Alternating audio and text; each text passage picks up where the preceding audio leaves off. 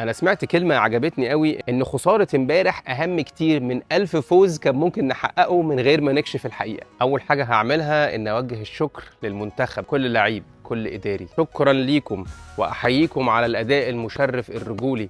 احنا كل ماتش في كاس العالم كنا بنقول ان هو ده الماتش اللي هنقع فيه، هو ده الماتش اللي هنتفضح فيه، بس بنشكركم عشان كل ماتش كنتوا بتلعبوه كان بيثبت لنا ان انتوا منتخب محترم وقوي، وتعب وشغل الشهور وعملهم الكابتن حسام حسن معاكم فرق كتير. نخش بقى في الموضوع. طبعا ماتش امبارح اللي يقول لك عليه ان هو ملوش علاقه بالسياسه ونظريه المؤامره مش موجوده والكلام ده كله، انا بصراحه باشفق على الناس دي، بس بصراحه عجبني قوي، لان هو يا اما عارف ومريح دماغه يا اما اصلا مش عارف، ودي في حد ذاتها نعمه كبيره. طبعا العالم كله اتفرج على الفضيحه امبارح وعرف ان جزء كبير منها حصل بسبب رفع الكابتن حسام حسن علم اهلنا وناسنا من قلب امريكا. حتى يا سيدي لو ما كانش الموضوع ليه علاقه بالسياسه والتمييز والتحيز بتاع الفيفا، اي حد طبيعي حتى ما يفهمش كوره يتفرج على الماتش يعرف ان في ظلم تحكيمي كبير حصل. ده انا لما بلعب مع صحابي هنا وبحس ان الحكم ظلمنا في كام قرار كده بحس بالاحباط، وساعات كتير ما بعرفش العب.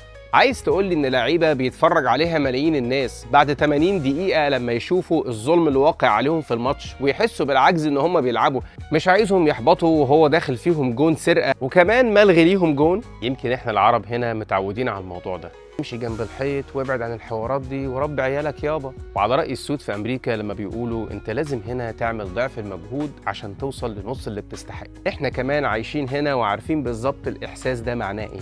إحساس العجز إن أنت شايف الظلم واقع عليك ومش قادر تعمل حاجة. من الحاجات المهمة اللي كنا بننفذ بيها عن نفسنا هي الكورة. تتفرج على الدوري الإنجليزي في الويك إند، تشوف ماتشات الأهلي والمنتخب كده وتنبسط شوية. بس بعد ماتش امبارح ده بصراحة أنا حاسس إن حتى الكورة بقت ملوثة، حتى اللعبة اللي بنحبها هتديك نفس شعور العجز وان انت مش قادر تعمل حاجه. انا عايز كل الدكاتره النفسيين اللي بتسمعني تقول لي هو الشعور ده بيوجع قوي ليه كده؟ شعور العجز والضعف وان انت مش قادر تزق الظلم اللي واقع عليك. واتخلص من الشعور ده ازاي؟ انا بصراحه مش عارف. انا كان نفسي الكابتن حسام حسن ما يقطعش بس ماتشات كاس العالم دي، ان الاتحاد المصري قاطع يجي كاس العالم تاني. في الاخر مفيش شعور اسوأ من ان انت تفقد الثقه والعداله في اللعبه اللي بتنفذ بيها عن نفسك. وللمره الالف انا بشكر منتخب مصر كله عشان رفعتوا راسنا، خليتونا نتكلم بالفم المليان عن الاداء المشرف المحترم اللي انتوا عملتوه، اللي عمر ما العالم هينساه ولا عمر العالم هيختلف مين كسب ماتش امبارح.